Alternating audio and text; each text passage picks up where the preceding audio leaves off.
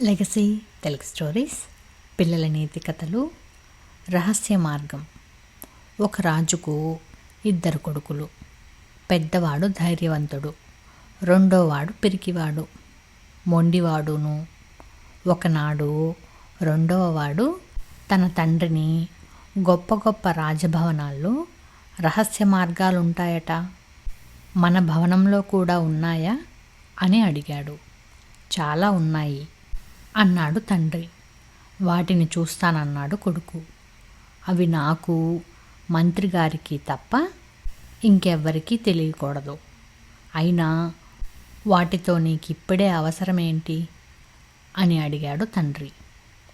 శత్రువులు మన పైకి వచ్చారనుకోండి, నేను ఎవరి సహాయము లేకుండా తప్పించుకుపోవచ్చు కదా అన్నాడు కొడుకు.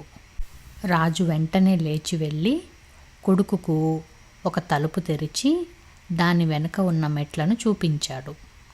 కొడుకు ఆ మెట్లు దిగి మార్గం చూడడానికి వెళ్ళాడు. వెంటనే రాజు తలుపు మూసేశాడు.